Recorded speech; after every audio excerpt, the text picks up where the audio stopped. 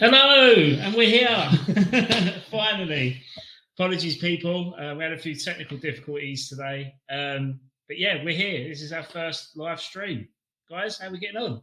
Yeah, good. You all right? Anyone else all right? Yeah, I've stopped sweating now, which is great. I feel a little bit safer. About 30 seconds ago, I didn't feel like I was in a safe environment. Well, I thought Adam was going to have a mental breakdown, to be honest with you. No, Thought he was going to explode. I've never seen so many wires come out of a drawer. And yeah. Yeah, so you guys want to just crack on with Arsenal stuff while while I get my phone to get other people joined in. Yeah, sure. I suppose about 4 hours ago, I was in a little bit of meltdown because at that point, all talks were off and it was being reported that Arsenal were done for the day.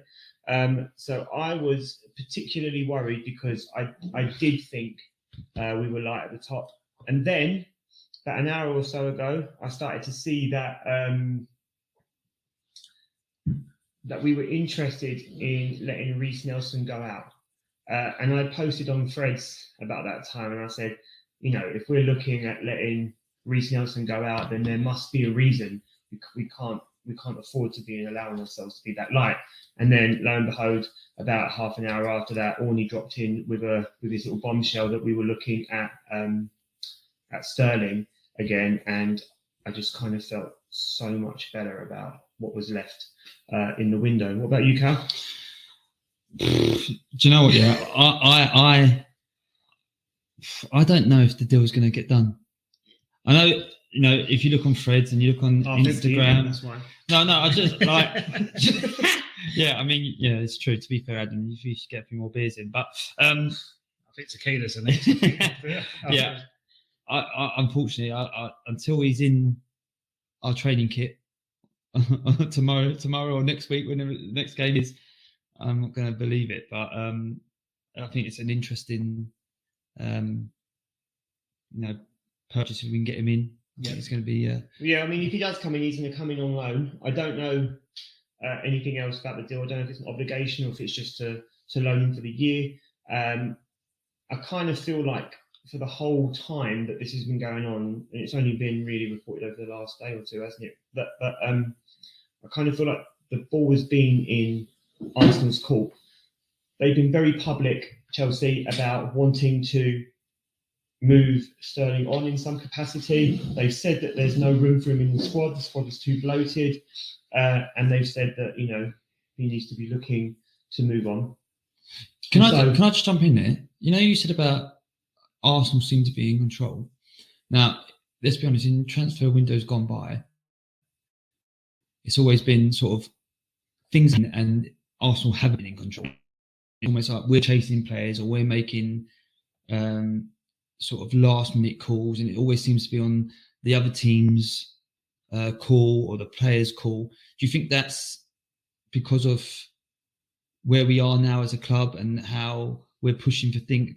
I just think there's a bigger aura around what Arsenal are doing at the moment, and that's why we have got, we are pulling the strings, where before we would be the ones scampering, or we would be the ones that are, I think, like deals that this not coming through. Let's touch on that after we meet our first guest. So we'd like to meet our first guest. It's James. James from We Are West Ham podcast. How you doing, pal? All right, chaps. Yeah, all good. Looking forward to this chat being over. Yeah, it's been a very rocky summer, isn't it? Especially for us Hammers boys, eh? I think it's been a good summer for us. I mean, I only meant that professionally, given that I work in the media industry. So, but yeah, for West Ham, it's been exciting.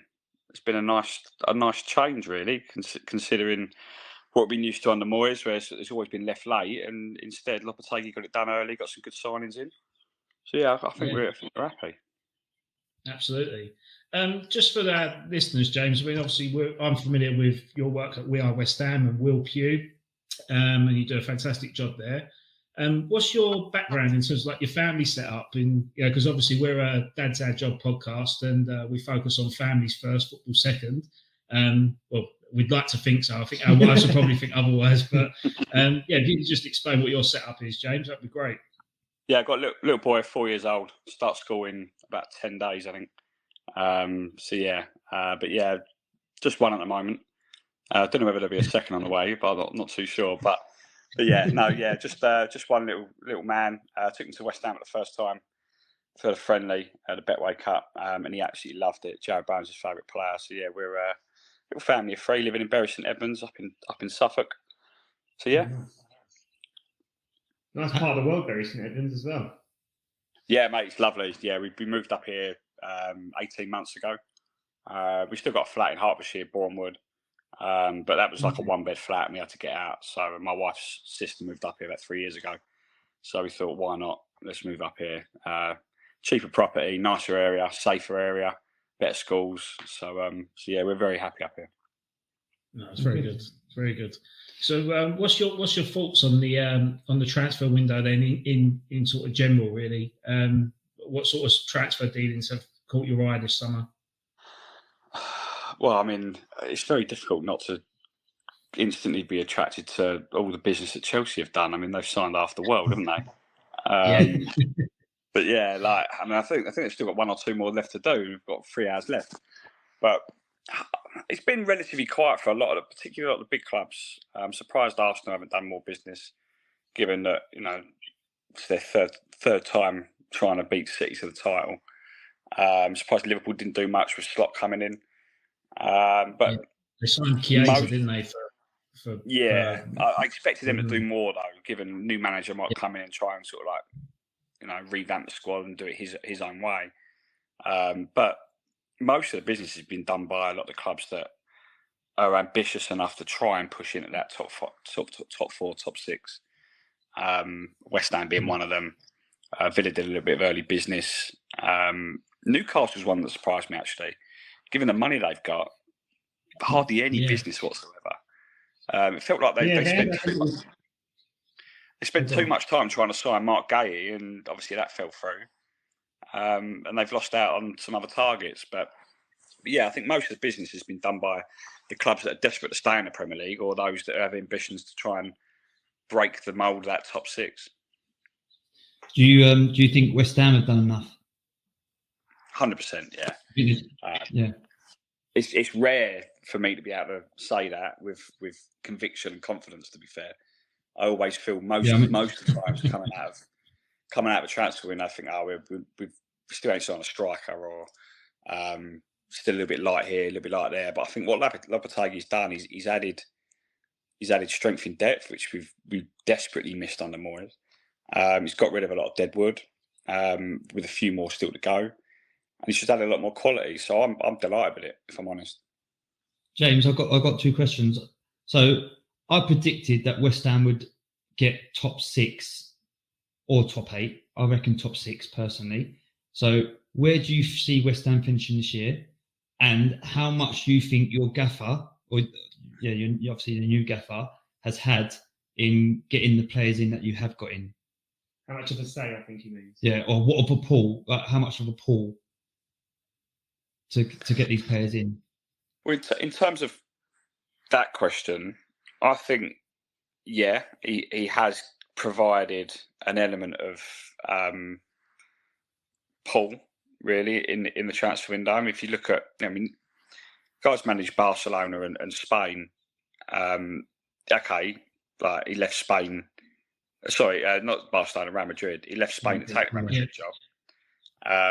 You don't get the Real Madrid job if you're not a good manager. It didn't work for him at Real Madrid, but that doesn't mean to say he's a bad manager. It just means to say that he's not an elite manager. So won the Europa League with Sevilla. So I think, he does have an element of pull. I think he works really well with Tim Steidten, the director of football. And both of those working together, they've got a really good relationship, and it's clearly helped them, even without European football this year. It helped them get a lot of decent players over the line to add quality to the squad. To answer your first question, I can see why a lot of people think we could probably challenge for top 6, top 7. I think we have to be realistic in that this is a transitional season. Yes, we've done well in the transfer window, but it's going to take time for those new signings to click and to really get used to a new style of football. Bearing in mind that a lot of the players that were there before, that they're under Moyes, have got to get used to a completely new style of football. I mean, it's not like a complete overhaul. We're not suddenly turning into 1970s Brazil, but it's a different approach, a different mindset. Wishful thinking, James. Yeah, exactly. Yeah, but it is though. It's a different mindset. It's a different way. Yeah. You know, the higher press, and there will be games likely tomorrow evening where we're going to have to defend for our lives and be 10 men behind the ball. But there'll be a lot of games where we'll have a little bit more of the ball and we'll have a little bit more possession, like we've already seen against Villa and Palace. So I think I'd be happy with another top half finish. This season's transitional, and then next year's when the expectations start, and then start thinking, okay, now we've got to push and try and qualify for Europe again. Yeah, absolutely. Thanks, James, for popping in and saying hi, and hope you continue listening to us, and hope you can relate to the sort of experiences we're going through at the moment as parents. So, James, 100% thanks relate. for coming on, mate. Good luck to your boy as well, starting school. Cheers, boys. You too. Take care, James. Bye. Take care. James. There you go. That's our first official guest of Dad's Our Job. That was great to hear somebody else talking about West Ham as well, because my whole someone with sense. Well, someone who can talk a little bit. My whole experience really of talking to West Ham fans is talking with you. So with James, and you've got no sense. To be fair, I actually think James is a little bit reserved, in the sense of, I would think West Ham fans should be excited. I'd be excited having a manager. I know he says that, potentially didn't work out at Real Madrid, but actually, he is a good manager. You don't get the Real Madrid job not having, the CV to get it. Yeah. Do you know what I mean? And the knowledge to get it. And, you've got some big players in. I can see you getting top 6. I'm sorry. Like, I would be buzzing as a West Ham fan. Okay. Well, going from West Ham to Arsenal, we'd like to introduce our next guest, which is Keith Rogers from the Retro Gooner. He is the Retro Gooner. He is the Retro Gooner. Hello, guys. How you doing? Hello, Keith. Good to have you. And so nice to be here, mate. I'll let Rob and Callum lead on this one, because they are massive Arsenal fans and they follow your photography as much as your content. Yeah, I've had a look at your Instagram account as well, Keith. Right. It's great to be able to talk to you, because we've been connecting on Fred and talking about Arsenal's dealings on there. I suppose I wanted to ask you really, what are you making of Arsenal's transfer business so far? We had James on previously, and he just sort of said that Arsenal have been quite reserved. What do you make of that? Have we been too reserved? I'll tell you what, mate. This is a very different conversation that we'd probably been having about 2 hours ago. So that's not to say that it's a disaster, but I think if anything, like the Marino injury that's happened today, we're a Saka injury away from things being really difficult. So I think I came up with threads about a week ago, and one of my first threads was unpopular opinion, but I would take Raheem Sterling, just because I think he raises the level. He's better on that side of the pitch than anyone that we've got, barring Saka. And for me, it was a no-brainer. And as the week went on, I got more and more almost weirdly invested in it. So to see it now, hopefully, fingers crossed, touch wood, it's going to come off. I think that makes it a satisfactory window for us, because without that cover, I think we're relying on being injury free again, which very rarely happens 2 seasons running. Yeah, I mean, one of the things that I was thinking of is that a lot of noise has been made about Arsenal buying the next big attacker, or the main man, the person who's going to score 30 goals a season, and that person isn't out there, not yet. No, absolutely, they're not available yet. So, what do you make of the idea then that? And we have spoken about it, but I want to hear your thoughts about it. We've been raising the floor as our basic principle for this window. We can't raise the ceiling, so we focused on raising the floor. What do you think about that? Yeah, I think once it was announced that Nelson was in talks, I think at that point, that was when everyone realised, and I think you said, we can't be letting Nelson go as well if we're not doing something. And I think it's just been about getting deals for the players that we know we're not going to use on a regular basis, and bringing in some quality that adds to what is still a very, very good squad. It's a very good squad of players. But to get us over the line, it's those tiny little details. We're up against the side in City who have just got that strength in depth in every position. And as you say, top quality attackers are hard to find. They're just not out there at the moment. Not unless you've got ridiculous money. So it's exploring different avenues. And if we're going to take Sterling, which hopefully we are, that definitely raises the level with his experience. He's a good player. He's worked with Arteta before, and they seem to have a huge mutual respect for each other. And I think he's going to come to us with a real point to prove. And if we can get a great season out of him and that gets us over the line, it's a great deal. It's also his versatility, isn't it? Because you talked about him covering on the right, but he can cover absolutely. Absolutely. And he's got experience. Look at the teams he's played for. I mean, he's got a wealth of experience. And if anything, that can only benefit certainly Saka and all the players around him.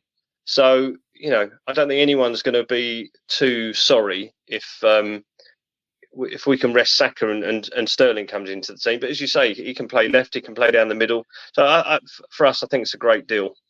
I think the keeper deal suits us way better than spending what could have been up to £30 million for a backup keeper. That I couldn't get my head around that anyway. I'd have gone for having Dan Bentley come in as a number 2 if we had to. It's unfortunate that we haven't got a third keeper, because I think they've said today that Neto's cup tied for the Carabao Cup, which ironically is where we will probably get some game time. So I mean that's bizarre. So God knows who's going in goal. I might dust my gloves off, but it's a deal that makes sense. So where they go from there, I don't know. But I mean, more importantly, we got somebody up top. Yeah. I think what's more exciting again is Arsenal bringing in quality as absolutely. Well as being a winner. It's good to get someone who's used to winning, who wants to win, and he's come out and said that he still wants to go on and win stuff. I think that's exciting. It changes the mood as well in the dressing room. When if somebody's coming in who's a proven winner, it's got to have an effect in there, and people think, right, yeah, come on then, we've got this now. Whereas someone gets injured, it's just could send everyone a little bit flat. I also think, Keith, in a season where Chelsea were so rough last year, with the exception of Palmer, who really stood out as a shining light for Chelsea, even in a season that was so messy for Chelsea, he still managed to provide 8 goals and 4 assists. And I think that when you look at those numbers in a team that doesn't really have an identity, but then one of the things I quite like about Sterling is that he does have a high football IQ. He is an intelligent footballer, and I think if you put him in Arsenal's system and potentially show Martinelli a little bit of, you've got to start stepping up your game now. I think those numbers could be more if he's playing more regularly than we think. It's motivating. Sorry, mate, go on. I was going to say, what you're going to get from Sterling. You know that he's going to run the channels. You know that there's going to be end product. You know that he's going to try and get a shot off.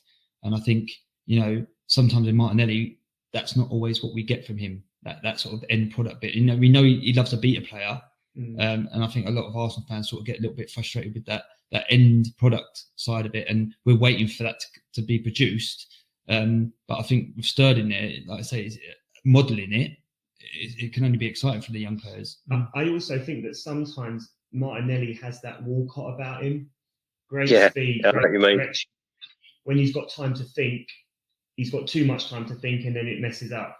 Whereas when think about it from a defender's point of view. If you've spent 75 minutes defending against Saka or Martinelli, and one of them comes off, and you think, oh, thank God for that, and you got Raheem Sterling coming on, it definitely makes you think, oh Christ, here we go. Yeah.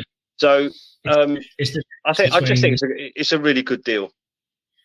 Yeah, it's the difference between playing teams like Manchester City, isn't it? Because absolutely, where they would usually just dip into their bench to be equally as effective as their starting lineup.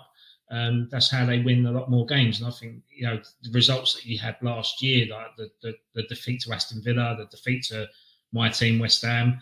If you throw that one in there. Yeah, sorry. It's those sort of games where if you had a Raheem Sterling to bring on in the 60th minute, then that game would have went from 2-0 to 3-2. It's a difference in that, because once the subs and that play their part, every team can play 5 subs in a game. Why not dip into that resource? So absolutely, and he's got Champions League experience as well. So games that are going to be, we're going to have plenty of those in the Champions League where they're a little bit tight. Someone with experience say, no panic. Let's just keep playing. And like I say, it's been a no-brainer all along. And looking at Sky Sports news now, there's nothing on there yet, but hopefully it's going to go through, and it's a great deal. Would you consider Raheem Sterling? Obviously, Chelsea have been like a sort of powerhouse over the past 15 to 20 years in terms of transfer market and competition-wise. Considering the positions of where the clubs are at now, would you consider Sterling moving to Arsenal as a step up in his career, or a sideways move? Hard to say. I'm not sure from a biased point of view, because I'm going to say it's a step up, but it's at this stage of his career, it's definitely a step down. I reckon it's a step across with a view to going up, because it's gone a bit stale for him at the moment. And like I said earlier, he's going to have a point to prove. And if Arteta can get the tune out of him that I think he can, then long term it could be a step up, because yes, maybe it's only a loan move, but after that, who knows? If he really produces the goods, they may decide to make it last a little bit longer. So I'd say sideways with a view to moving up. Maybe that's a diplomatic answer. Yeah, that's what I was kind of edging towards, because I think although Chelsea, in terms of their global reach and that their modern day sort of higher dominance, I think where Arsenal are now, you're challenging for a league title. You're in Champions League football. You've got a plethora of players, young, ambitious players at the club. And I think it's actually more of a step up than what people are making it out to be. Not just, I'm saying that because I'm talking to 3 Gooners here, but from an outsider's point of view, I think it is a step up from what's going on at Chelsea. Yeah, I mean, Chelsea's a shambles at the moment, so at least when he comes into our dressing room, he'll have his own peg. He won't have to be sharing it with about 15 other people. So it's sideways with a view to going up, I think. Yeah, I think you're being too kind. I think it is a step up. Yeah. I think you don't come second to Man City twice in a row, and what is going on at Chelsea at the moment, I think it's a step up, and I think Arsenal are going in the right direction. Yeah, and I'll put my neck on the line saying that we are better than Chelsea at the moment. I think for Sterling, I think what the test is going to be is, can he have as much of an impact as Trossard has had? And I think him coming in, I think he could well do, yeah. Yeah, and I think he's got to be looking, or people got to be getting in his ear going, you need to be impacting as much as he has.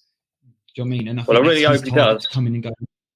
I really hope he does, because with all my pals, I've told them we're going to win the league this year with a record number of points. So I was really sweating it a few hours ago when we hadn't strengthened. So I think Rob was going to.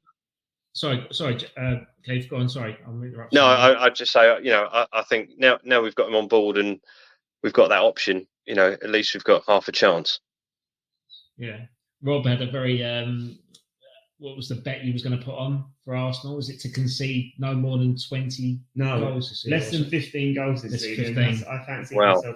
Well, when I said record points, I was, I don't know, the hope and the optimism of the new season.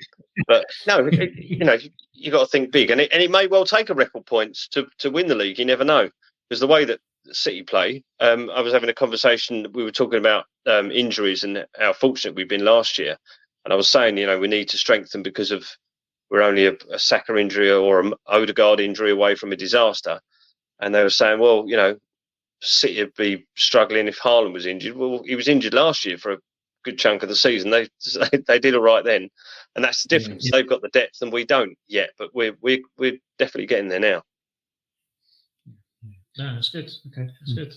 Right, I think we're going to say goodbye there, but before we do, can you rate the window out of 10 for us? Out of 10, I'd say 7 out of 10.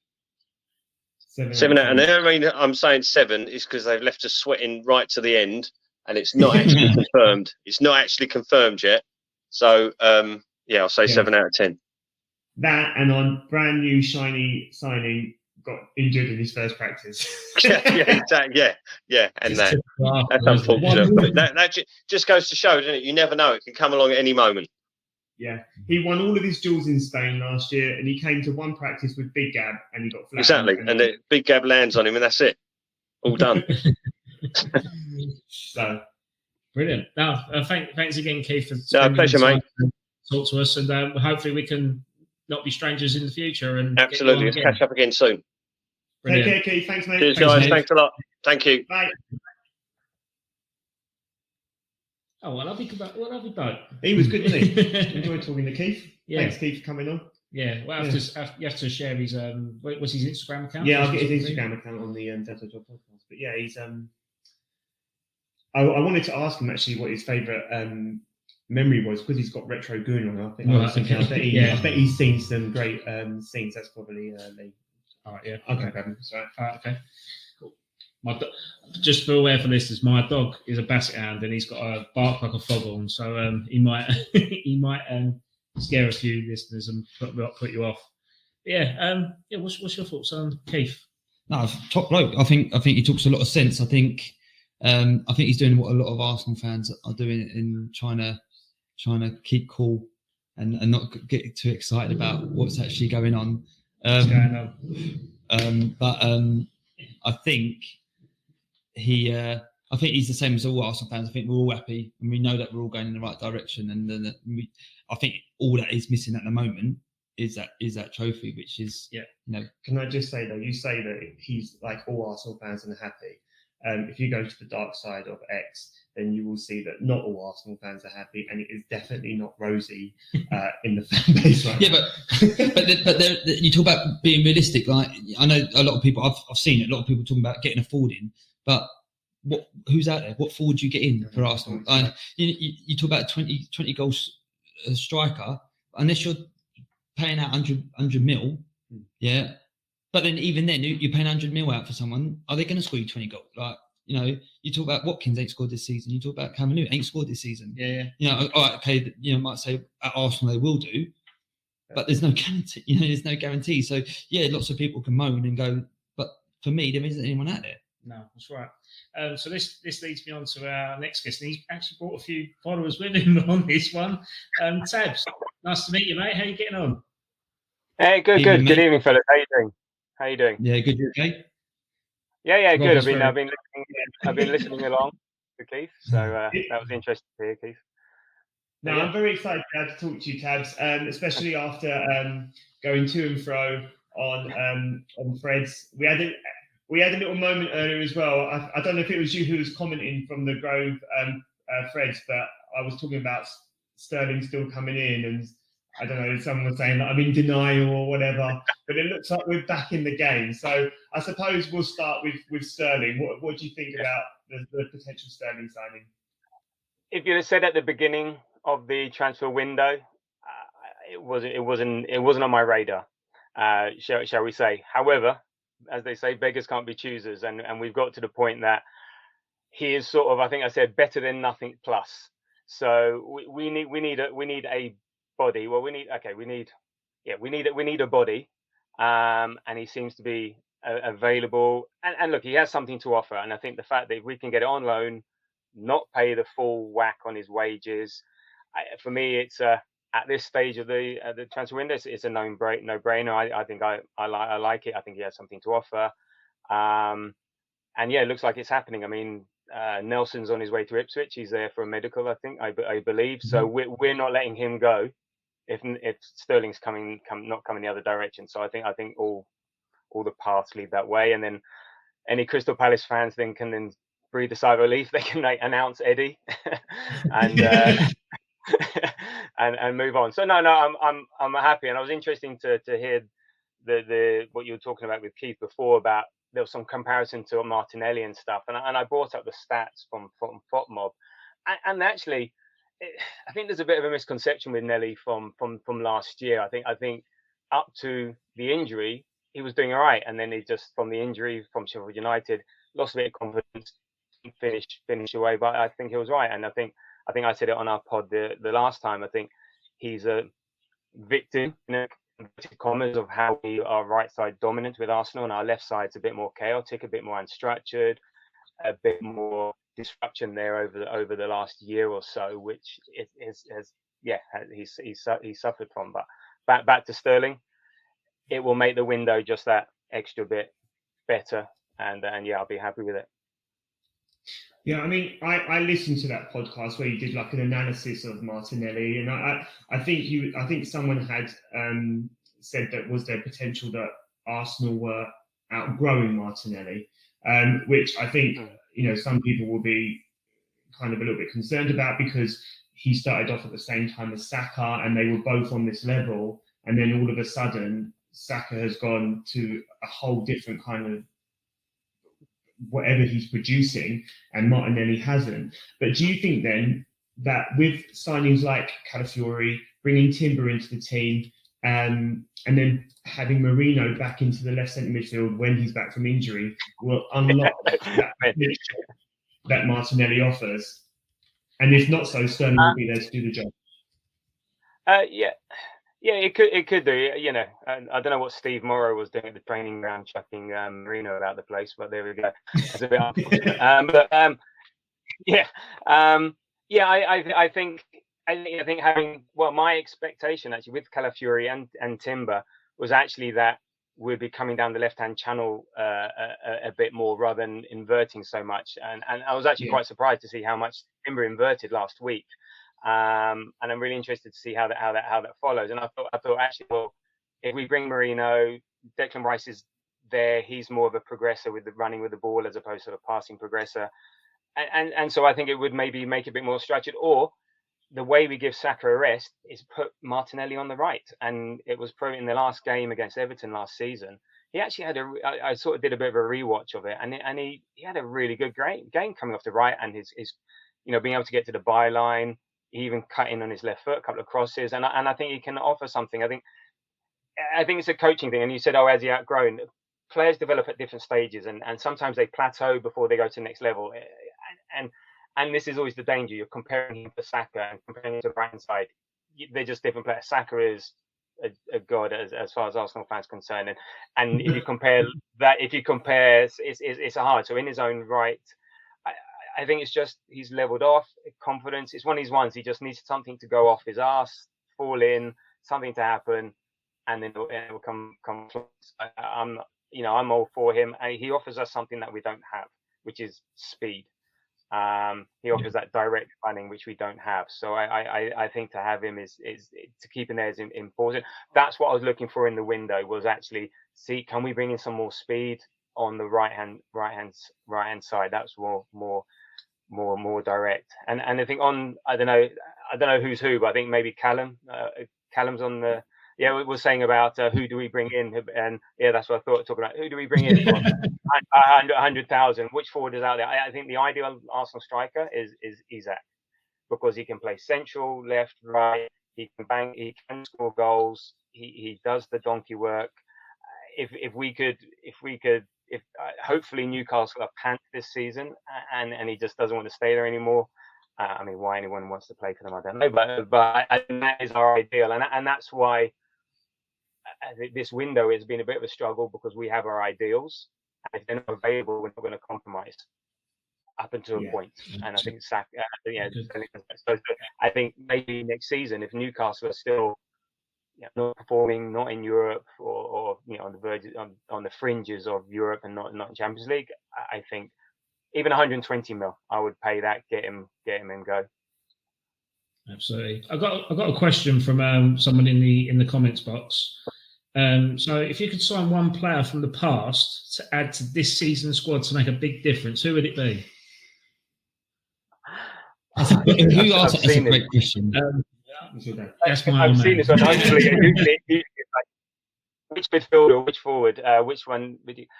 I would sign a midfielder, and I think it would be. Arteta. Yeah, most. No, Vieira. I would say it would be Patrick Vieira or Cesc Fabregas. I'm torn between the two, between having the creativity or Vieira, and I think the reason being, I think actually as a front line, we scored a record number of goals last season. We outperformed our XG, so we're actually really good up front. The problem, as I said before, is not our scoring; it's the creating of good goal scoring chances. That's where we fall down. But actually, when we're efficient in front of goal, everyone goes, oh, Havertz doesn't take his chances. No, we scored a record number of goals, outperformed XG. We can score, and we just spread them around.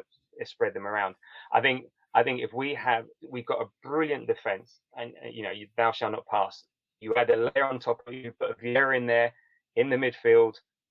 And Declan. Well, Declan can carry on playing at 8 and put Vieira there or pivot, whatever. Yeah, actually play Vieira at the 8, whatever. And we have that midfield. Our forwards will fly, and that was it. So I'd go with Vieira. What about you guys? I'm a massive Vieira fan, to be fair, but yeah, I mean he's a god, and let's be honest, he brings everything: leadership, strength. Just he is. For me, I know talk about Mr. Arsenal being Tony Adams, but I think, our generation, he was Mr. Arsenal. He just brought everything. When growing up, I just, but I mean, Henry, Burke, you talk about, it's so hard. Henry's like the Isak of what you're talking about. Yeah. Really. He is that. If Arsenal are going to bring in Isak, then if Isak is the goal, then it's because Henry was the origin of that. So I think you can't say it without saying, or at least mentioning Henry. It was there, and actually I don't know if you quickly saw Moz. Moz actually said Thierry Henry, and he's my co-host on the Grove podcast. He said Thierry Henry, so maybe we can have that discussion. But I torn between the two, and I think moving up forward and then can get with someone else. Go on. Do you think Martinelli could play up front? Do you reckon he could adapt or be groomed to take that position? There's always talk about this. I mean, we love to replace players. I think the traditional one is, we'll get a defender who can play defensive midfielder. That's always the talk. Who's going to Timber can do that. I can't see why not. I think, again, with that direct running, that pace, I think maybe that ship has sailed, because I think we would have tried it by now, because there's been ample opportunity with Jesus being injured. Havertz maybe at the beginning wasn't performing. At the end, they only then put Trossard in there. I can't see why not. But what I do like to see, and I think it does happen sometimes, where the actual swap, and sometimes Martinelli will stay central, especially if you're playing with Jesus. Okay, if you're playing with Jesus and Martinelli, they dovetail with each other really well. And Jesus will often go out left, and Martinelli will go in the middle. And that's more so than Saka coming into the middle. So that does. So if those two are playing together, you will see that a lot more. It's more obvious when you're in the ground watching than on TV, but that happens a lot. I think he could. I just don't think it's in the thinking. But you've seen him sometimes, running through the middle, clean break with pace, away he goes. Do you think there's more? So when we signed him, I was already invested. So we signed Havertz last year. I was pleased at the time, because I was of the opinion that if Arteta wants him, then I want him. There's a reason, right? But I suppose in a way, he probably did more than any of us expected him to do last season, having gone from 8 to 9 as well. Do you think there's more levels that Havertz can go to this year? Yeah, score more goals. It's simple as that. Just add that more end product to his game. I think that's where where I see it happening. I think with Marino coming in eventually, when jeez. Eventually when he plays that idea of Havertz at 8, it's not finished completely, because again, rotation, moving players around, Jesus comes in, it's fine. But no, I think it's just more end product. And I think the main thing is that I think he's one of these players, he's more instinctive. Give him time to think. And some players can run through and goal and they know what they're going to do, and you just have confidence they're going to score. I think he's more of an instinctive mover, finisher. Yeah. And then maybe putting his foot through the ball a bit more. He's a bit of a soft shooter. He sees some of the shots. I've never seen him just welly it.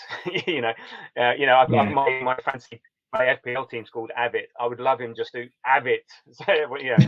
Sometimes just to hit that ball. So so I think finishing, just composure with timed when he's got time, and then just put your foot through it sometimes. Yeah. Okay. Well, just before we round up, then, one of the things that you said to me when we were sort of first interacting with each other was that there was definitely some questionable choices re Fantasy Premier League, and you just mentioned Fantasy Premier League. So, talk me through the strategy and why what we are doing is questionable and what you are doing is right. I'm not saying I'm right. I'm just saying you're wrong, which is very different. Okay, right. I've had a rule in FPL which I've eased off this year, that I cannot have Tottenham players or Chelsea players in my FPL team, and I will be hamstrung by it. But I cannot be in a position where I go, oh great, Son has scored. There's or you guys, Porro, oh great, Tottenham have kept a clean sheet. At what point in your life are you going, thank God for that, I've now got extra 4 points? So I can't do that.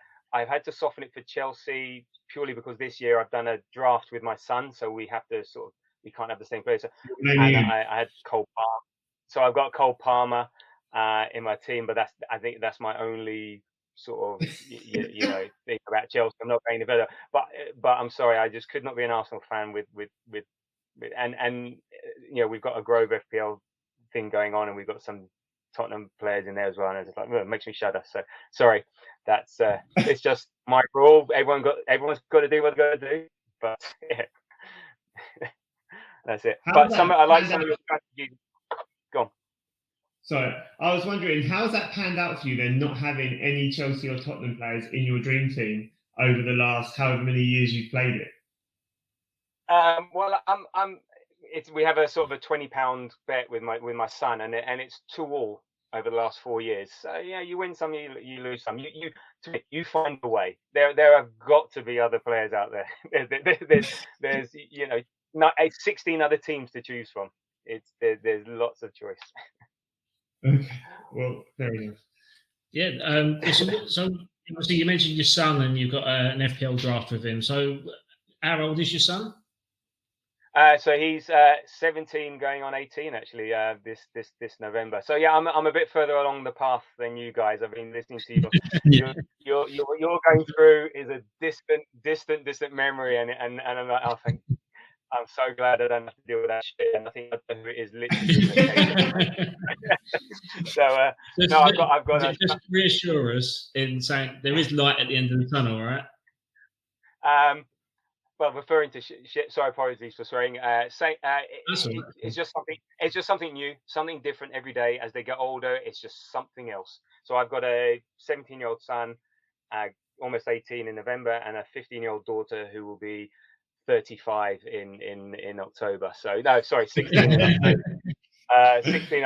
Yeah, it's just something different, and you have your highs and your lows, and it's great fun. And as I think, as you said, you just want them to be healthy, happy, confident, and I'm quite fortunate with that at the moment. Sometimes I think some too confident in certain situations, but you just got to sort of just go along for the ride and just do what you can. No one knows what they're doing, to be honest. That's the other thing. Don't beat yourselves up about stuff. Let things go. I don't know how many you've got. If you've got a second one, they bounce and it's easier. So yeah. But the one thing that never changes, it's a drain on your resources. You make it sound so positive. We've got so much to look forward to. No, it is great. No, you can. Yeah, no. What happens is you then have that moment. You have those times where it's worth it. And as they mature, when you can have discussions. I mean, we go to games together. We don't sit together, but we go to games. I'm brilliant that I've got this great relationship with my son. I've introduced him to the best club in the world, and it's unfortunately not West Ham, but Arsenal. We've got that together, and we'll always have that together, and that's great. And with my daughter, I've got other things, we do other stuff. So it's, build those connections, do those things, have special moments, and it becomes worthwhile. So even just like last week, watching the Aston Villa game, we're both there on the sofa, launched ourselves off, but when Trossard scored and Thomas Partey scored as well. So it's nice to have that time. I just hope he gets a chance to celebrate something at some point, because I've seen a fair few, and I've been fortunate enough to experience stuff in person and from far. So hopefully his time will come in about 9 months' time. Yeah, fingers crossed. Yeah. That's good. Good. Got any other questions? Or I mean, we've got loads of time. If Tabs wants to stay around a bit longer, he's more than welcome to. But I'm right. I'm right. Did we see Sancho's gone to Chelsea? So that all parts of it to Sterling. Yeah. I am really pleased that that's going to happen as well. I think the fact that Sancho is going, I think just all the bits are falling into place now. Yeah. While you're still with us, then, and with Sterling coming in, where are you at with Arsenal's window? Now I think a bit like Keith, about a 7. Had we got like a Nico Williams, but even then he had his faults. So we got that X factor player. I would have loved Nunez. That would have been so funny. That would have pissed off a lot of Arsenal fans. But that would be. He is, again. He's a big unit. He's rapid. He's a shot monster. He'd be great. That would have been funny to have that. But no, I'm about a 7.5. I mean, love Calafiori. I've got my Italian origins and background, so it's nice to see another Italian in the ranks, and and so on. And Marino, I'm all over Marino, and I like the fact that we're sort of trying to buy these players, especially in Marino's case, ready now, can come in, do a job. I think, as we both said, floor raisers. It's this year's been all about raising the floor, raising that standard, getting rid of those that are unfortunately just not at the level anymore, and good luck to the likes of ESR, Nelson, Nketiah, Ramsdale. Football moves on at a rapid pace. They've been great. Thank you very much. And now let's move on. So no, I'm if Sterling goes through, it's a 7. If not, I think it would be around a 4 or 5, because they know what they needed, and it would have been hugely remiss of them not to deliver something, and there were opportunities to deliver something. So what about you guys? How do you feel? I'm the same. I reckon probably about 7. What I will say is I am with you. I would love to have seen Darwin Nunez at Arsenal. When the rumours started to drop, I was circulating them like wildfire. Like, look at this. I can see it. I can see why he wanted. He loves to fix people. Like I was just all over it. And I would have loved to have had Darwin Nunez at Arsenal. I think he offers something different. Like you said, he's a shot monster. If you can get the confidence in him, you've got to think he'll find the back of the net more. I would have been quite excited if we had got him. And he's another one where, like you said, he's so big and he's so strong that he just, with like some of the smaller wingers and like Odegaard, who's smaller, like he just adds a bit more to the top end of the pitch. And that's what I like about this window. I mean, Sterling's brought the average down, but we have brought in some players. Unfortunately, average height over the transfer window, is reduced by about 30% with Sterling coming in. No, and that's it. We are. So Marino's 6'2". Calafiori 6'2", but I think that's wide rather than height. But he's a unit. Marino's a unit. I mean, we are now getting back to those days when you're standing next to the likes of Vieira and all the rest of it in the tunnel. They're imposing. We've got this aura around us, and Nikola Jova must be loving all this extra height in the box for the set play. So I think it's I think that we're going back to that. They're big, but they can play. It's not like just lumps. They're quality, but.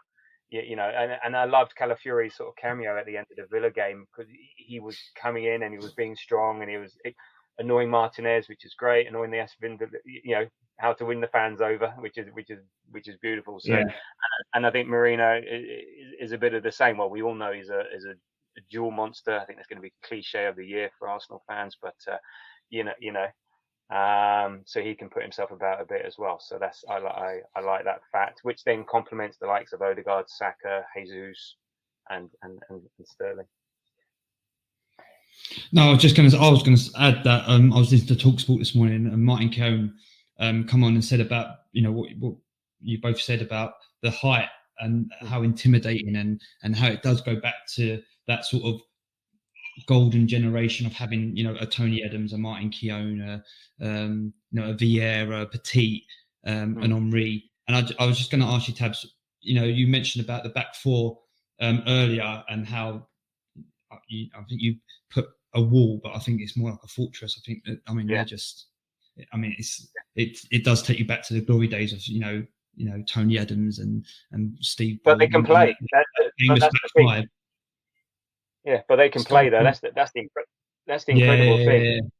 You try to get Sol Campbell to do what Saliba's doing, he'd be falling after him all the time, or Toro would just So it's incredible that they can be these big units and still get about, still so good with their feet, which is incredible. And so then when you're an opposing team, it just gives you so many problems, and that we provide, and it's great. But hopefully, I think they talked about it back then. If you win the battle in the tunnel, that's half the job done. You walk onto the pitch and the opposition are already 1-0 down, and they haven't even taken off their anthem jackets yet. So I'm all for that. And it's a very long way from when Wenger was buying everyone who was 5 foot and tricky. How important do you think it is to keep someone like Saliba? Like, for me, I think Saliba is just, they call him the Rolls Royce, but I just think he's absolute gold dust. They talk about getting a forward, but I think for Arsenal fans, it's about trying to keep him as long as possible. And I think while we have him, we have potential to go and win stuff. But that draw off Spain for him, how important do you think it is to keep him, and how long do you reckon we can keep him for? Give him what he wants. I don't care. Just give him what he wants. It's fine. He's great. There are certain players that are just Saliba and Saka, and I think they're two. Everyone else, I think, in the team is replaceable, one way or another. Those, and even Saka to an extent. I think Saliba is the one player. Who else is there in the world that is just like that, and that potential that's so young? He's 22, and the assurance that he has, and the way that he plays, and the rest of it. He's just, that's. I guess that's the only one decent thing with it. He goes to Arsenal, but words fail me. He's so good, but he's really fun as well. Like the way he was telling Trossard, do your celebration. Yeah, I love it. Yeah, he loves the celebration. I think he's our own Rio Ferdinand. He's always the one leaping over the top, making sure he's in the pictures and stuff like that. But he seems to be enjoying himself. Yeah. Look, the obvious thing is Real Madrid eventually will come calling. That's why we need to be winning stuff now. In the next 2 to 3 years, we need to be Champions League finalists. We need to be taking the Premiership. That is the only way we're going to keep the players that we have. At some point,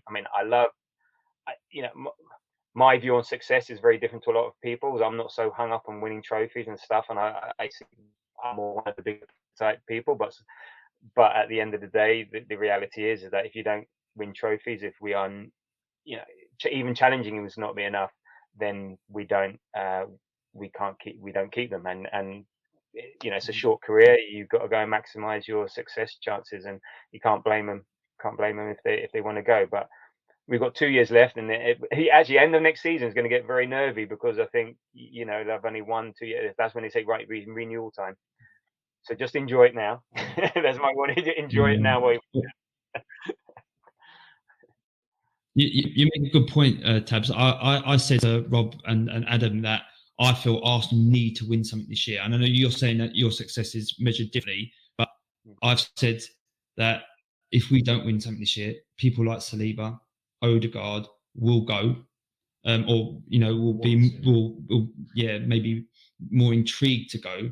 And it really hurts me to ask this question, but what price tag do you think should be on Saliba's head if he was ever to go, which I hope he doesn't, but how much do you reckon it would take for us to go, all right, yes, you know? Yeah, everyone's got a price. No idea. It won't be at the end of this season. Oh, no. No, and even if we don't win anything this season, I think we've got a couple of years grace on that one. 150, something like that. Yeah, it'd have to be high, 3 figures plus, or 100 million if you see, plus. So something like that. Real Madrid play it clever. They wait until people run down their contracts, and then we get nothing. So like Mbappe and the like. So they know how to wait. Yeah. So and they're going to have to wait. If Arsenal fans have their way, they will have to wait. Let's hope so. Anyway, but that's what I say. I think as Arsenal fans, we're in a period now where we're very easy to get hung up on a load of things and forget to enjoy what we have now. The last 2 years have been incredible, and we've not seen football like this for many a year. And we get hung up on lots of things and the discourse around stuff and all the rest of it. But let's enjoy it. And that's why I say, if you tie all enjoyment into silverware, then you're never going to be happy. Or 99.9% of teams are never going to have any joy in it. So my view, again, I'm not telling people how to support, and we have this debate amongst the Grove all the time. It's like, don't forget to enjoy what you're seeing. I mean, I'm going tomorrow, and I'm just so looking forward to just, my God, I get to watch this week in, week out. This is just so good. So good. So my thing is that, enjoy this moment, because ups and downs, peaks and troughs, 5 years time could be very different. So make the most. I think you've left us with a message for life there, isn't it? Really, you've left us with a message of life. Just enjoy it. More ways than one. More ways than one. Well, Tabs is very good to. Go on, mate. Sorry. No, I was going to say, do you guys get to go? Are you regulars there, or do you get to go to the Emirates and stuff? I know, obviously, Adam doesn't. I mean, once a year maybe. But... I've been in the home end. But Callum and Rob, fantastic players. That's all I can say. Yeah, I am going. I'm going. I've managed to get tickets to take my son Danny in Nottingham. In November when we play Forest. So I'm looking forward to that. Nice. But it's getting the tickets, isn't it? It's okay. Yeah. It's impossible. Yeah. No. Are you silver or red member? Or you? No. I've got them. Through a friend. The season ticket. Okay. No. Okay. No. Yeah. Okay. Yeah, I get all my tickets through friends as well. My actual numbers come up just before COVID. So I was on the waiting list for like 7 years to get the season ticket. Obviously, it's all changed now with the red members and all that stuff. But yeah, I was on the waiting list, and then it come up just before, during COVID, if you like. And I didn't take the gamble of buying them, thinking due to work and things like that. So I didn't take it, and it's probably been my biggest regret ever since. Me and my I had 2 of them, and me and my missus didn't take it, and gutting, absolutely gutting. Especially now, obviously, I've got a little boy, and it hurts now. But I get them through friends and family. I've got family who've got season tickets and stuff. So I get to go every so often. But it hurts. Really. What a shame. Yeah. Hindsight's a great thing. Anyway, sorry, I'm talking too much. Thanks for taking time out of your schedule to come and talk to us and explain to us how you've gone from 1-0 to the Arsenal to 2-0 to the Arsenal. But yeah, no, thanks again, mate. We'll definitely have to do this again. And so Rob will be in touch a lot more now. No, it's been a pleasure, guys. I love listening to Cheers, the pod. mate. Thanks a lot. Best. Buddy. Bye. Cheers, mate. Why does it look I'm like sitting in total darkness? It's like there's the light side over there. Because you're on the dark side. And I'm over in Mortal. It's slimming over there. Definitely not. So Tabs, very good insight to Arsenal's transfer activity at the moment. Yeah, I mean, and also check out their podcast as well. It is fantastic, and the way they broke down the analysis for the weekend, and particularly, I mean, he touched on it there with the Martinelli analysis, but just some really good stuff. So I would definitely get on it. Yeah, perfect. Do you know what I liked about, you know how, you know, we joke about the message for life and say like just enjoy it, but I remember Dad's, when we were younger, saying about, obviously we lived through the glory days of the 90s and being in the battles with Man United, winning stuff, and Dad was saying winning FA Cups and winning leagues doesn't happen all the time, and then we had that big drought, and it's almost like so exciting now that we've all got kids, or we've got kids, where potentially that whole circles come back round, where potentially we might start winning stuff again. Or I have no doubt that we will win stuff, but they're going to then live through that as well, and then we'll be having them conversations about people like the Omris, the Vieiras, the Bergkamps, but it's going to be the Salibas, the Odegaard, and it's, I think I'm so buzzing for the next, as he says, 2, 3, 4, 5 years, whatever Arteta brings. But the next chapter looks good. Next chapter looks good. So this brings me on to my next guest, our next guest, and it's Jamie.Talks from the West Ham Network. TikTok superstar Jamie.Talks, we should say. I'm not having that. Not having TikTok superstar, but thank you guys. Hello, Jamie. Jamie, you good? I'm good. I'm about 10 years too old to be a TikTok superstar. I'm not having that at all. I'm good, guys. Yeah, it's a bit of a weird deadline day, isn't it? Like, not much is happening. There's lots of will they, won't they moves and whatnot. But yeah, I'm good. How are you? Yeah, well, good. Yeah, good this evening. Yeah. Yeah, I was waiting for you to do a dance. I've heard that is TikTok. I thought you were going to do a little dance for us. Lads, I'm off. I'll see you later. He said he's too old to be TikTok famous. He's Instagram famous. That's what it is. Jamie's well known for doing in-depth analysis of players that are in West Ham United colours, and they go down really well on YouTube and TikTok. And I'm a fan of it, and I've always been retweeting it and stuff. So it's good. So Jamie, what's your thoughts on West Ham's activity this summer? Yeah, I mean, it's been a busy summer. I can't remember us having a window where we've really gone out there and addressed a lot of our problems in my lifetime, really. I know we've had like windows where we signed a lot of players, but this window, it seems like we've gone out there and really strengthened and bolstered the squad. And any West Ham fan over the last few years would have told you that our biggest issue was squad depth. And whenever it get into the nitty-gritty parts of the season, we'd always falter because we didn't have a big enough squad.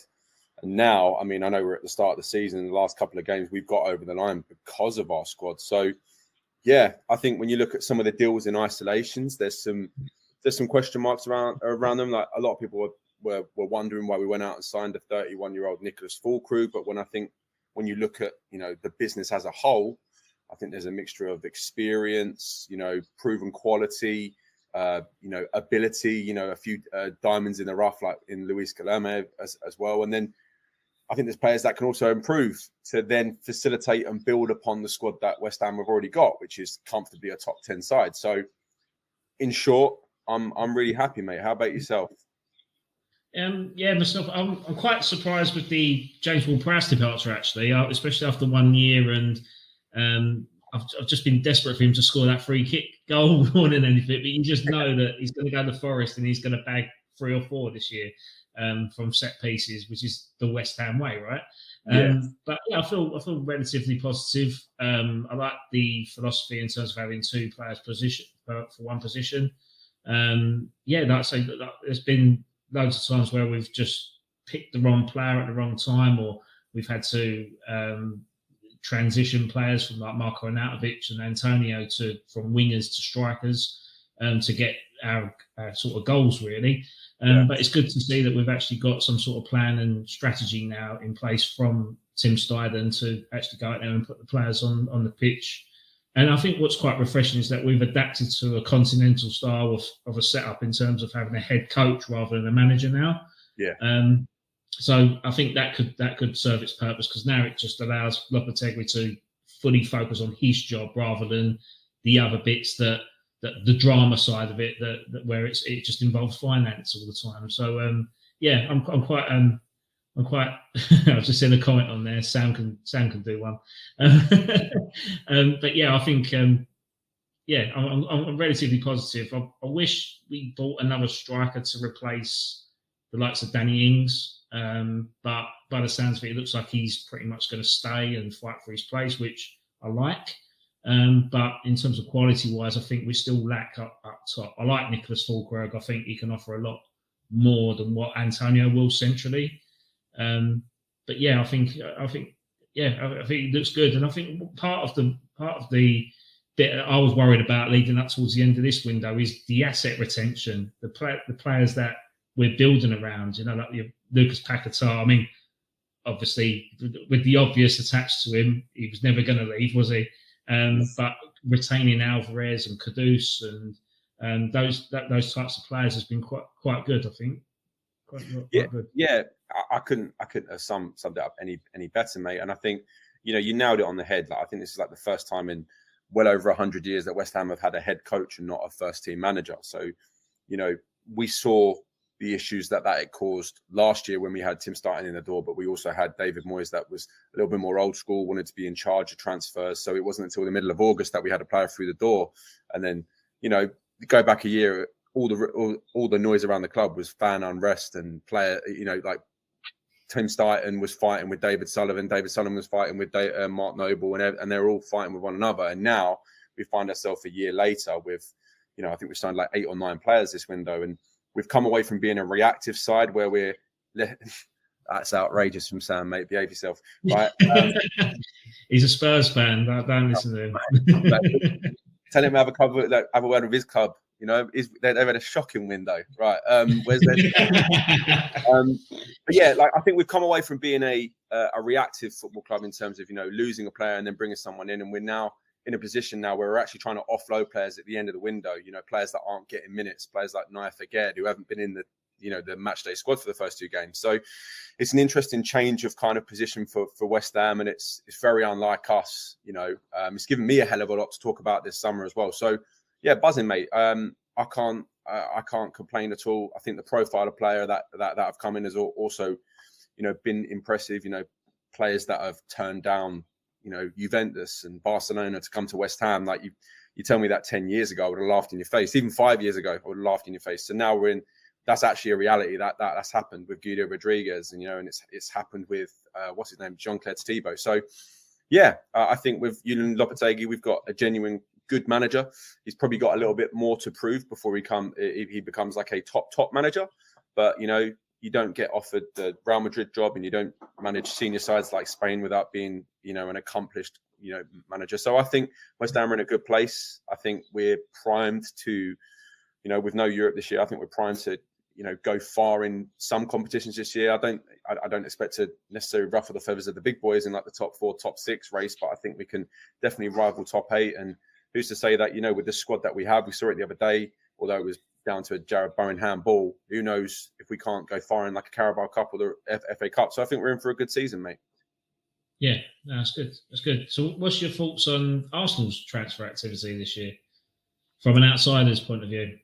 Yeah, I mean, Arsenal, I think the real big business that they've done, obviously, is Calafiori, who was anyone who watched Bologna. I had the chance to go to Bologna last year and see some of their games, and the football they play was so expansive and so different to what everyone else is doing, like that Thiago Motta style. He's obviously now left, but I think 2-7-2 formation, wasn't it? Yeah, like players are playing everywhere. But yeah, I think Arsenal last year were probably defensively the best side in the country. And they're only, if you look at their side, obviously, apart from not being able to score as many goals as they would like without having a real like striking option, the only other real weak link you could look in their side was left back, and that was probably Zinchenko because he's got a mistake in him. And they've gone out and bought Calafiori, another player that was being touted to join some of the biggest clubs in the world. Loved West Ham, ironically, before the Euros, but then obviously had a top Euros and ended up going to Arsenal. So I'm impressed with their business. I think the Raheem Sterling move, it hasn't happened yet. I know whether it does or not. I think that's another move that could be super underrated. I think, hasn't worked out for him at Chelsea, clearly, but there's very few positive transfers under the Taborelli era, really. I think you look at maybe Cole Palmer, the right back. I can't think of his name right now. It's escaping me. Outside of that, there's not many success stories. Gusto, yeah, I think Gusto's a good signing. But I think outside of those two, there's not many names that you can really talk about. They spent a hell of a lot of money, and Raheem Sterling is just one of many names that hasn't really necessarily worked out at Chelsea. I think what Arsenal are getting, they're getting proven quality in him if he does come through. He's 29 years old. He's not old enough. He's willing to take a pay cut. He's worked with Mikel Arteta at City before, where it was some of his best days. I think Arsenal are getting a proven winner, and that's one thing Arsenal need. They need people that have been there and done that. That the thing where they've fallen apart over the last couple of years is that they haven't been as good as City. They haven't had those kind of characters in the dressing room that help them get over the line. And I think Raheem Sterling is just one of those guys that can help for it. So I know he hasn't obviously come in yet, but for me, I think that is a decent signing. What do you think, guys? No, everything you said is bang on. I think he is a proven winner, and I think bringing him in is only going to bring experience or show experience to the players that haven't won something yet. A question for you, going back to West Ham just really quickly, was how much do you think winning something has helped you to bring your players in that you have done this season? And do you think the manager is going to be able to push you on to that next step with them players? Well, it's a big question. I think you have to talk about it as a whole. So winning the competition a couple of years ago would have definitely put us in the kind of eyesight of many other players, people like Mohamed Kudus and whatnot. Obviously, we went on and signed him after that cup win. We already had Paqueta at the club, but when you look at the West Ham squad before this transfer window, it is a team, full of, it's not world-class players, but you've got players that are like on their way being there. Lucas Paqueta, no one, betting allegations aside, no one would have been surprised if he went to City for 85 million. Mohamed Kudus, rumours are at the end of the season, his release clause are going to be like 85 million. He'll probably end up going somewhere. To answer your question, I think having players of that caliber at the football club, and then players like Jared Bowen getting, multiple goals in the league and all sorts of things like that, and having good players around them, I think obviously has then helped us build upon that reputation. And let's not beat around the bush. You go back and watch the, pre-David Moyes era, you look at the squad that we had then comparatively to where we are now, it's like day and night without a doubt. But I think that David Moyes kind of era resulted in us taking almost, I won't say linear because it wasn't always upwards, but it was a rocky upward kind of trajectory, and he left us in a much better position than where he is now. And I feel like some of the players that we had under the David Moyes system performed very, very well. But now we also have the stars of our team that can actually perform under a more footballing manager. And then I think he's facilitated that with the additions of, some genuine quality players this window. Like I said, there's some of the European elite have been after some of the players that we've signed this year. So I think we've made some shrewd signings, and I think Lopetegui is he's a manager that you can see for a while that he's needed a project. He's needed a club to actually back him in a big way. We saw it when he left Wolves. It was super unfortunate with how it worked out with Real Madrid, and obviously he was sacked from Spain because he took the Real Madrid job and Real Madrid announced it. So you can see Julian Lopetegui is very much like looking to prove himself as a manager. So I think he is definitely someone that can take us upwards, especially with the players that we've signed. I just think, for me, Aaron Wan-Bissaka, for example, a player that hasn't really improved at Man United, and whether that's down to the players' fault or whether that's been a kind of like a symptom of multiple managerial kind of appointments and multiple other, reasons why Man United players aren't necessarily working. So I think someone like that coming in is someone, it's a statement of intent from the football club, and I can't see us not improving.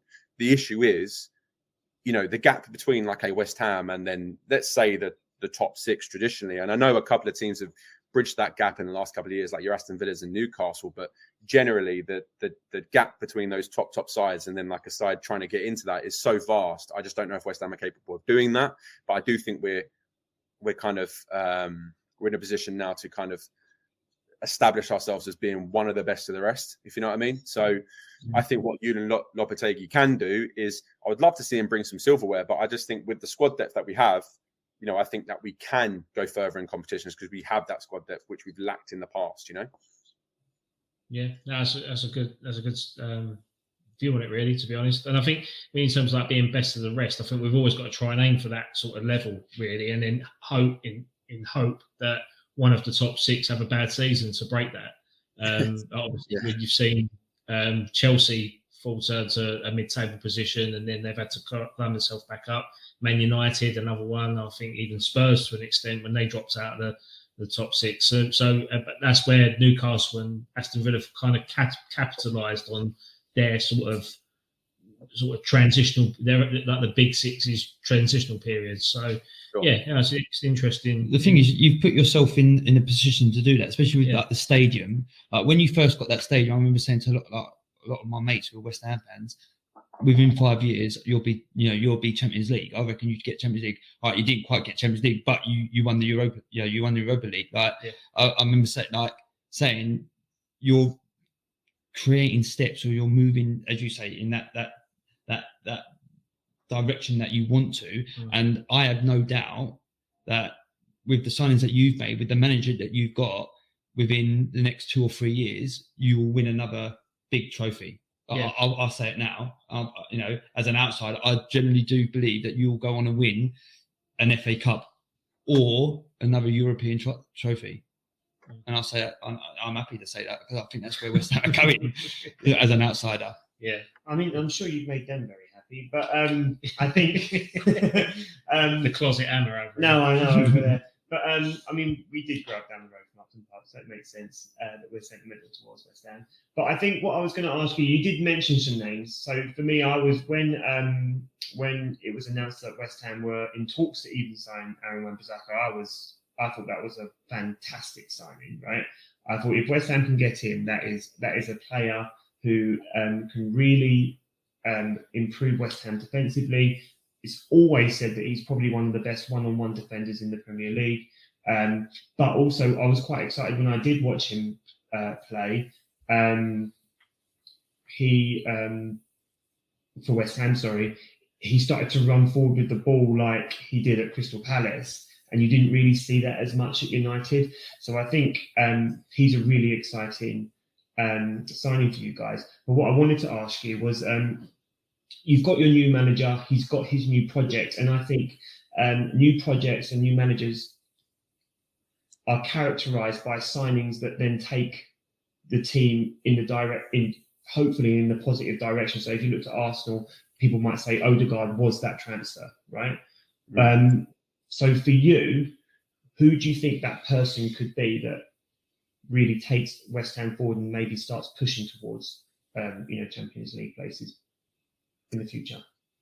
Truthfully, I think you've nailed it on the head with Aaron Wan-Bissaka, and I think it's one of two signings, actually. I think you look at West Ham last year, we prided ourselves on being this defensive kind of team under David Moyes, but we shipped 70 plus goals in the league. And I think, if we had conceded a few less goals last year, we might have ended up finishing much better off in the league. And I think, the signings of like Max Kilman, for example, and Aaron Wan-Bissaka, I think they shore up our defence. Jean-Claire Todibo, of course, we all hope he's going to be very, very, very good. And we hope that, we've seen enough in his career to suggest that he will be, but he hasn't done it in the Premier League as of yet.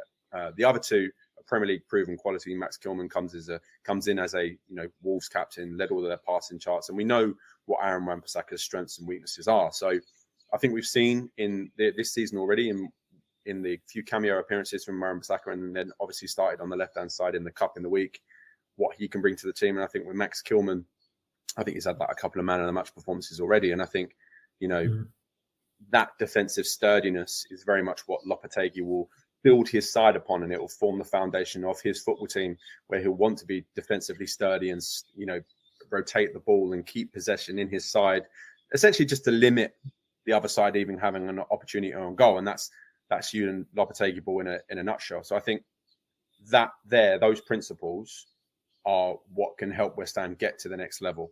It will just be interesting to see how that works against the real elite side. So, for example, tomorrow we have Man City. Man City trounced most teams in world football. It'll be interesting to see what Man City look like against West Ham when West Ham are playing that style of football, because they'll probably batter us. You probably can't get too much from the game. But I'm just intrigued to see what that's like when we do play the teams around us, who are get-attable, your Man Uniteds and your Aston Villas. Obviously, it wasn't a good start to start the season. It's a brand new system, blah, blah, blah. But those players in and around that, I'll be interested to see what West Ham can look like against those sides. So yeah, I think to go back to your question, I think we can go forwards on that. Yeah. Can I just add to that as well? You said you were intrigued to see how West Ham play or line up against the bigger sides. Are you intrigued enough not to captain Haaland tomorrow in your FPL team? You're going to draw me out live on the internet. I'll give you an insight. I took Bowen out of my team as well. So I took Bowen out of my team, and I've still captained Haaland. This is the complete opposite strategy to Tabs. He will purposely not pick rival players to suffer a points deduction, but then West Ham fans, like me and Jamie, will take out our own players to benefit the FPL points. Look, I've got too many bets on with mates this year, and I've lost too many other bets in other years. Being loyal to my football club. So I'm trying to win this year, and so I don't have to pay someone 50 quid or take them out for a steak dinner. Do you know what I mean? So I want to win this year, so I'm doing everything I can. I think you make a good point in the sense of triple captain. Yeah, triple captain. 100%. No, I was going to say about the mentality about the team playing the teams around you, and you mentioned Man United, and I think historically, watching West Ham and having mates that are West Ham, they always say they go in apprehensive against these teams, and I think with the manager you've got and the players that you've got, you won't do that this year.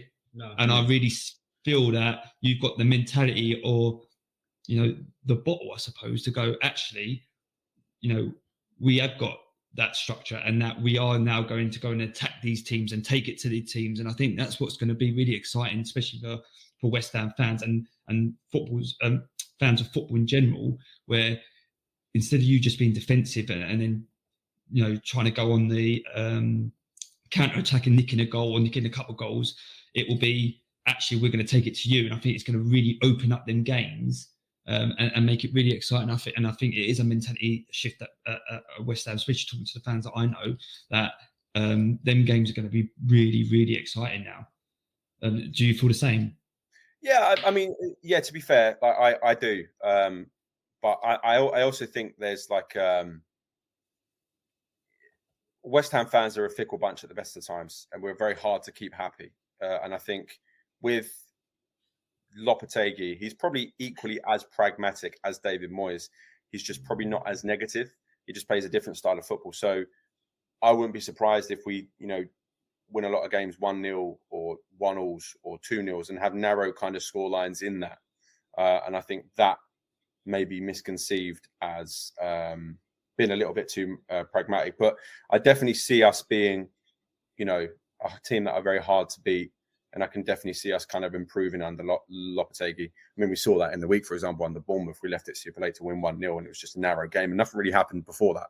But that can happen in a Lopetegui system. So to your point, I agree. I think I agree with a lot of your mates as well. And as I said, going into this season, it was the first time in a while that I'd felt genuinely positive, because we'd done all our business early. I know we're still being linked with players like now, but more often.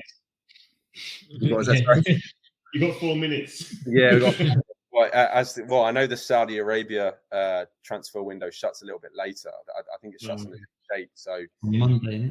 I think as long as the paperwork gets in before 11 o'clock, then medicals and all that can happen within the next 12 hours. So, I think through the night, I think we're going to see a lot of deals happen past this deadline that haven't been announced yet. So, but Jamie, thanks for taking the time to come on our stream and share your views. And we'll have to repay the favour to go on one of your West Ham Network streams. Absolutely, guys. You're welcome whenever you like. Perfect. Cheers, mate. All the best, mate. Cheers, mate. So, would you captain Ireland if you were playing Arsenal? No. Absolutely not. Absolutely not. I'd captain Saka all day. Yeah, but you haven't got a leaky defence. You haven't anymore?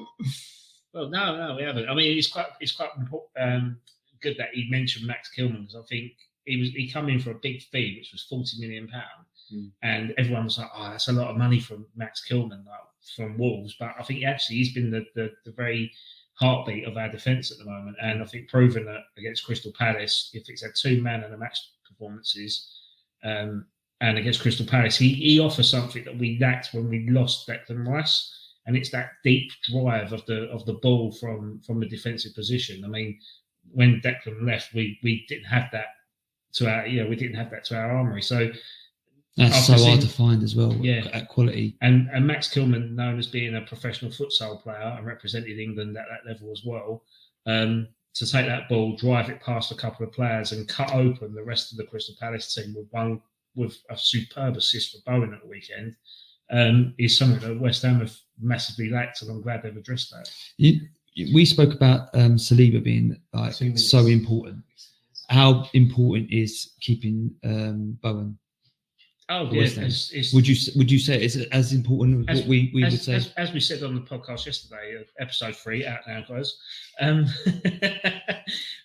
Yeah, like everyone's got a price, and he's the man that's on the pedestal at West Ham at the minute. And as I said, he's not necessarily the right captain for the club. I think that the team have a lot of leaders. I think if you're going to have someone that's going to represent the club off the pitch as much as on it, then Bowen's that person. So yeah. And as per my watch, that means transfer deadline day is over. It's behind, isn't it? Oh, yeah. It is. It's 11 o'clock. 11 o'clock. I mean, we say it's over, but you've got half an hour where all the transfers. Yeah. It's over for paperwork. The fax machines don't work anymore. It's been a good.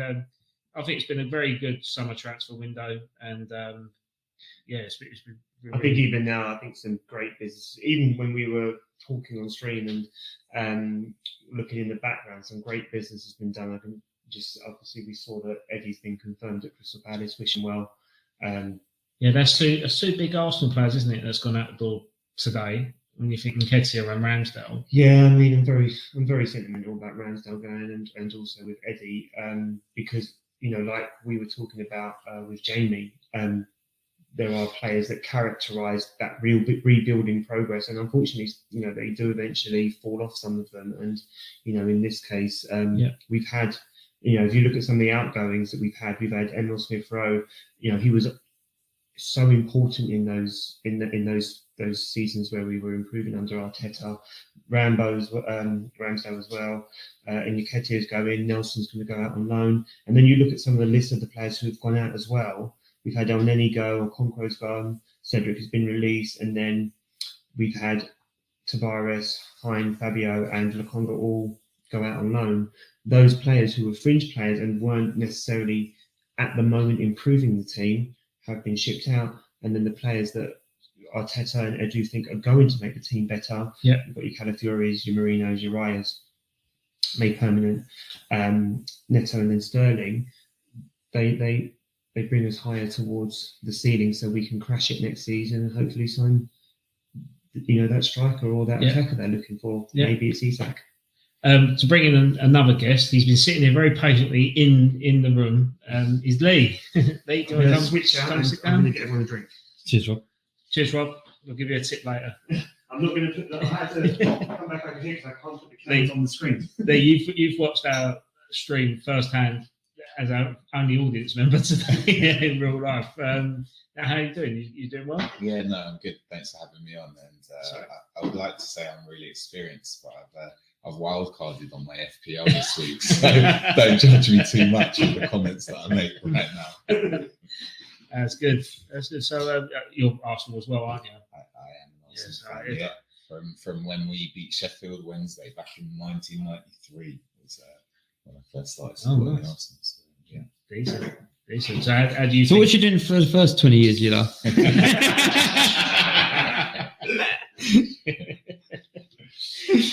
Excellent. Good one.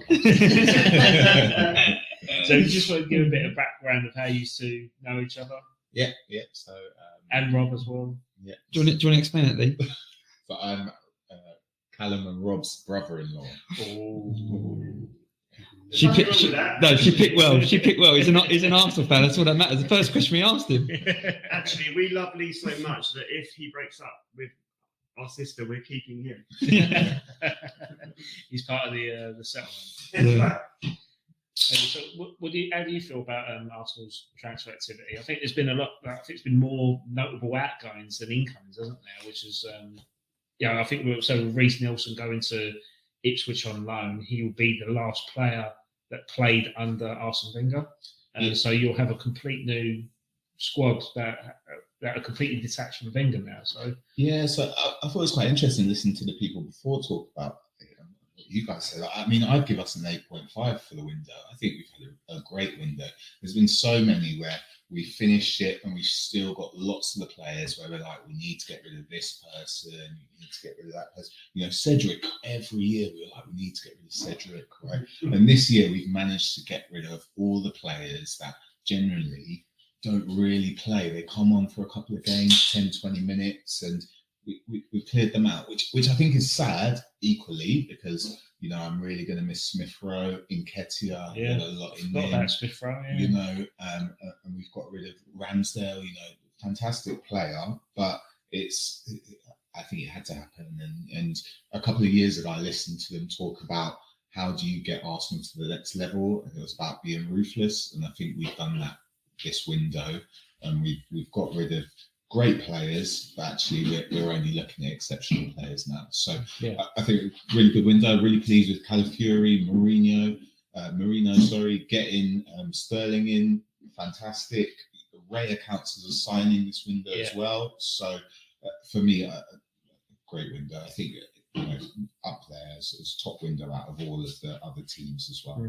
Yeah, I just want to jump on what you said. I think you make a very good point about that, sort of touching on the mentality of Arsenal. And we said about getting rid of players. You mentioned about getting rid of players, and I think even though they're decent players, and some of them potentially still got potential to go on and do big things in football, I think Arsenal have now set a precedent that we've got a mentality of being the best and wanting the best. And I think having certain players that maybe were still from Arsene Wenger's tender, they came with a certain mentality. I don't want to say maybe sound really harsh of having a loser's mentality, or because let's be honest, at the end of Arsene's reign, it was hard. It was hard.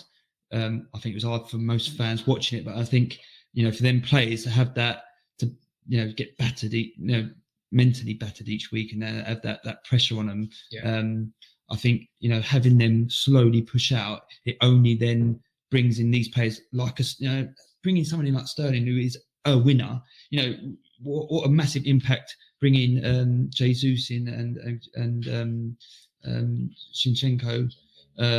And how much that changed to bring something like that we are bringing now this window.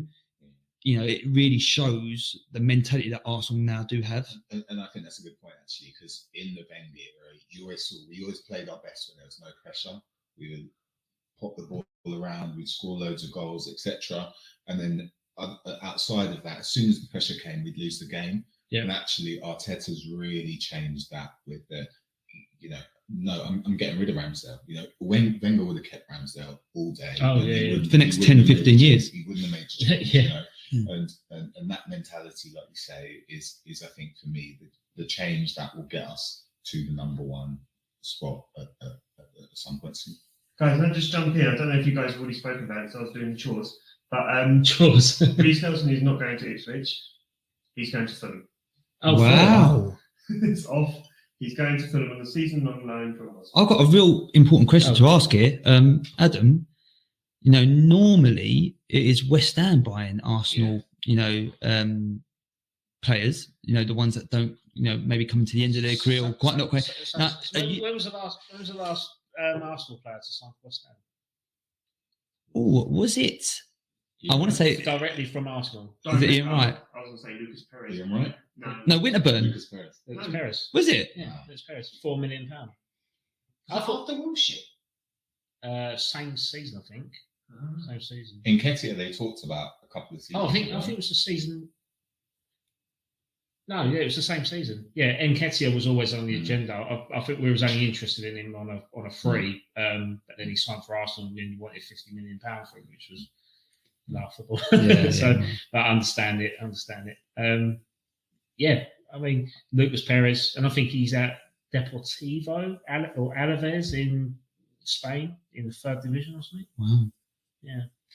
Yeah. I mean, I think for Fulham, that's another good buy, to be fair. Yeah. Oh, Fulham have done some great business. Great. They've got Anderson from Crystal Palace. I think they just want to show me up because I said they were going to get relegated, and now yeah. I think I might be changing my Marco opinion. Silva had a ransom on you, mate.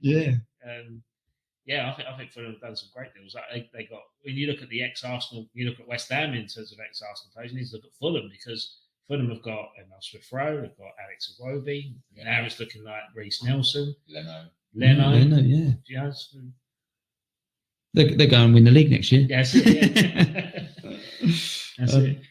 But yeah, some interesting deals that come through the pipeline. I mean, I've just seen there that James Ward-Prowse has gone to Nottingham Forest on loan 1 year after signing for us. I've got another question. So I was having this conversation with my barber earlier, actually, and I said, I'm surprised you've let him go because, I think he's a quality player.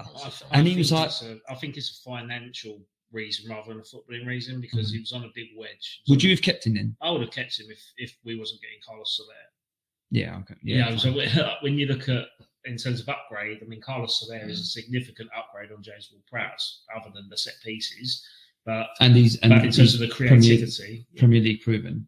Yeah, he's Premier League proven and he's very versatile. He could play right wing back if needed. But I like James Ward-Prowse. I thought he actually offered quite a lot to the team. I think he had quite a lot of goal involvements last year. And I'm sad to see him go. But got Carlos Soler coming in, who I think is a better player, and will come in for less money on loan.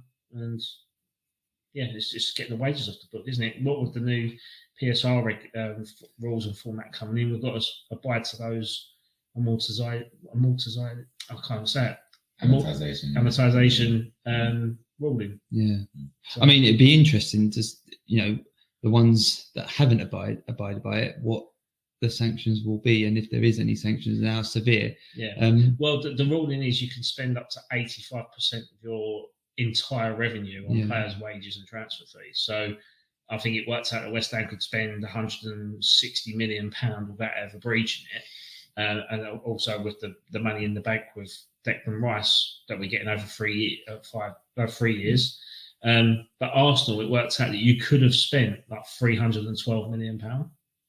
And it's quite interesting that you haven't. So it'll be interesting to see how that works out next season. Especially as some of some of the lads that have been on tonight have mentioned about getting Isaac in. Yeah. And how much would we have to pay to get him in, and would that have made the difference? Well, we won't know till the end of the season, but would that have made a difference? Like I say, you want two exceptional players like Isaac.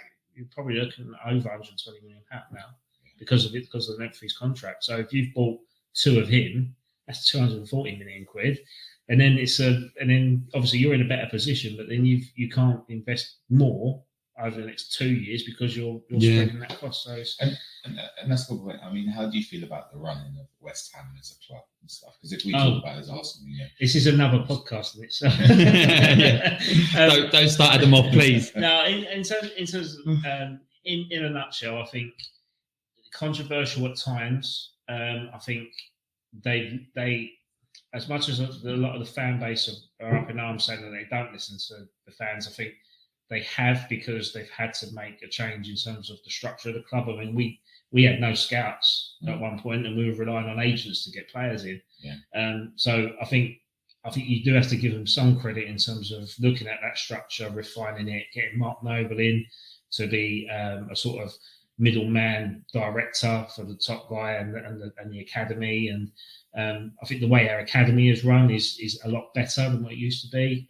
We're not bulking through player demands of like the Reece Oxford's coming in and asking 40 grand a week because he put Özil in his pocket once.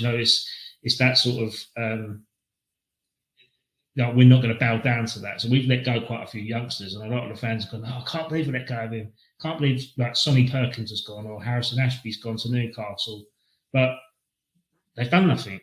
They've not proved themselves. I think Sonny Perkins is back at Leyton Orient after going to Leeds, and Harrison Ashby's just gone to QPR. Like Newcastle sold him. So it's better. I say, I think in terms of the what's that one? It's probably in the nose. Apparently, it's done. The Sterling thing is. Oh, Sterling's done. So I think in terms of the running of the club, I think it's got a lot better.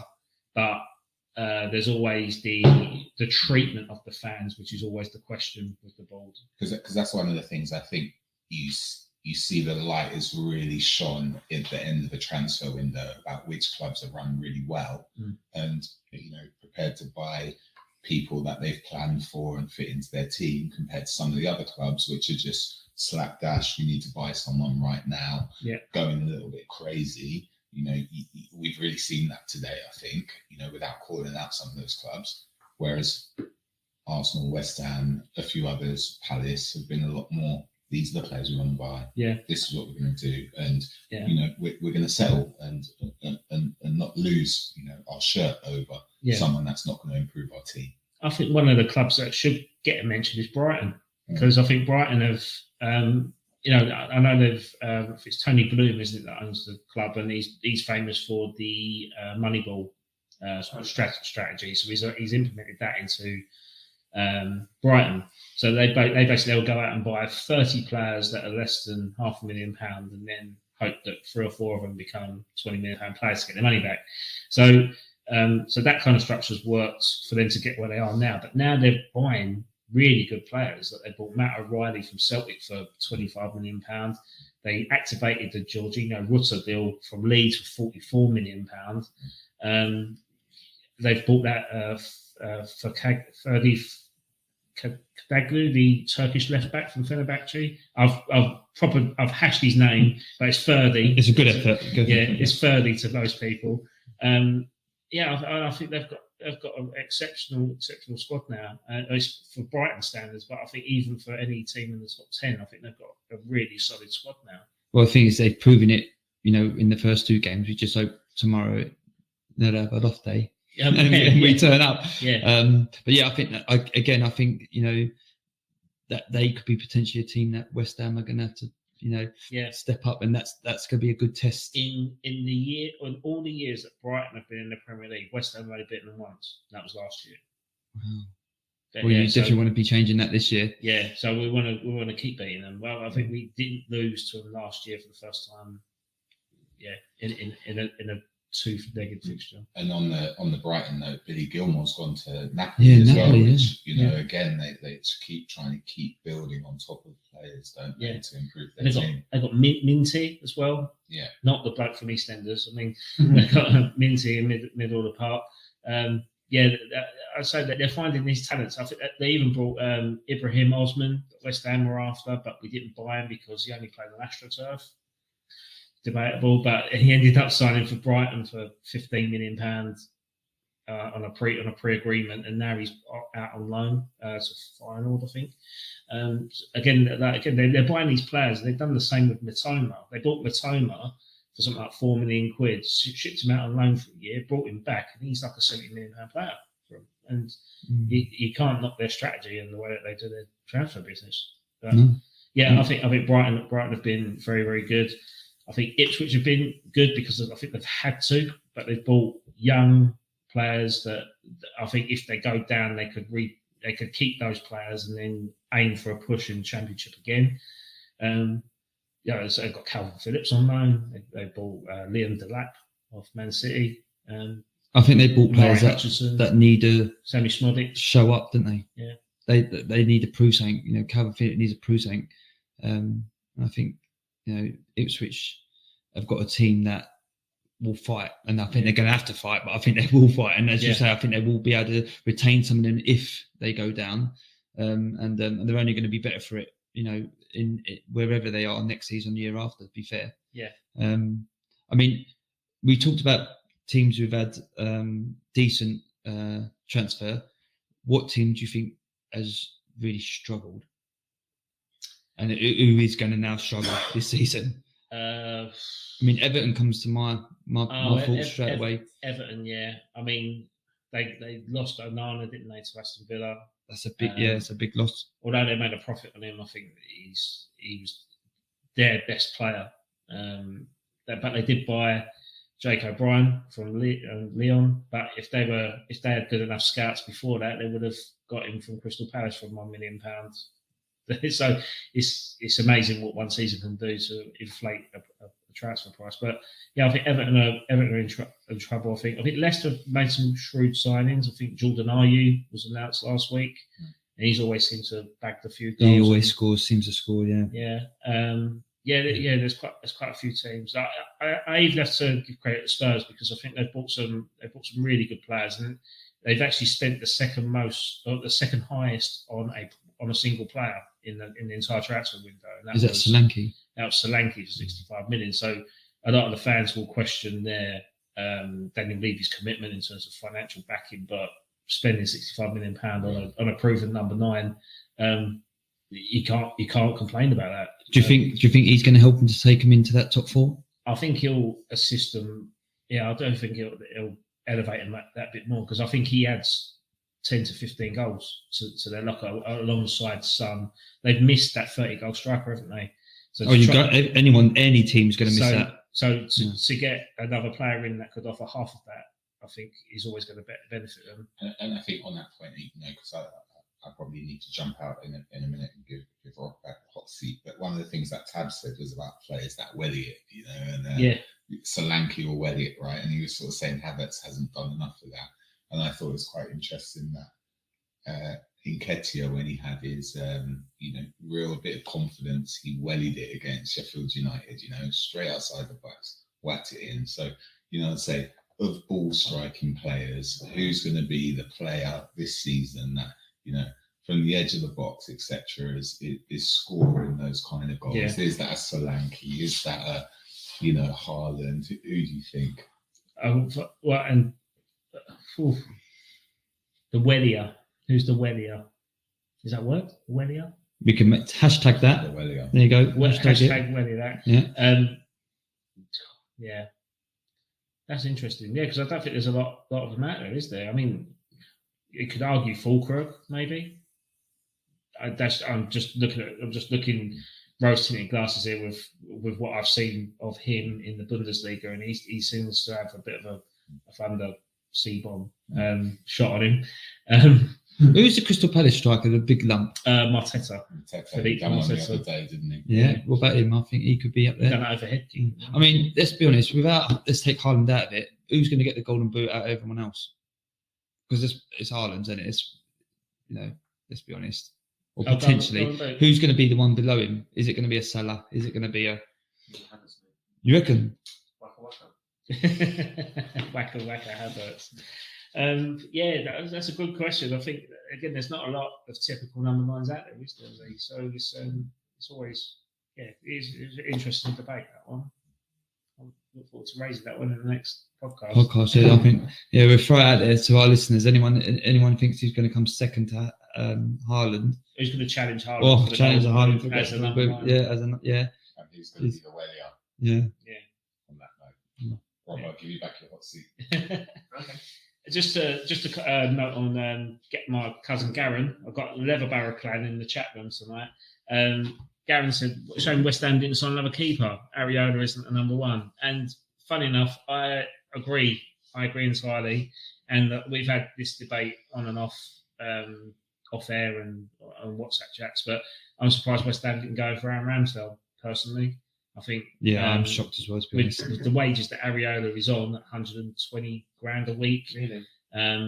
He's 31 years of age. I think his ball distribution is quite poor, despite he does have a good shot stopping ability. He should do, because he's a goalkeeper. He should do. Yeah. No, you know what I mean? You know why? Because that's his job. No, that's his. I agree. No, I mean, why this podcast is called. As a goalkeeper, that is, that's what he's meant to do. That's his job. That is, that's what he's meant to do. But I mean, I am shocked, to be fair. We were talking about this before, and I think Aaron Ramsdale would have fitted in lovely. And again, you talk about having that core. I love Fabianski, but having that core at the back, having him in there, I think that again would have elevated you even more so. Yeah. So Garen, I agree, mate. Garen's a goalkeeper like yourself, so he's of the opinion. I think that's something that frustrates him every time he watches West Ham. Is you hone in on the position that you play, so you familiarise yourself in that situation. But Areola's a professional goalkeeper, and you ain't, Garen. Sorry, mate. but talking about Ramsdale, he brings more than just being able to play at the back and obviously doing his job. I think he is a leader. He was a leader at Arsenal until he was, saying that, even when he was off the, on the bench, you could see he lived it. He still was in and around the team. He still, every celebration, he cheered everything. I think having someone like that in your squad is massive. And I think, I think it's a massive loss to Arsenal. I still think it's going to be a massive loss, because I think he brings a lot to the squad. But having him go into someone like West Ham, and I think him going into Southampton will raise that, because he brings so much more than just playing his position. Yeah. He makes Southampton so much better. And I can't remember who it was now, but Southampton have made a couple of signings today, haven't they?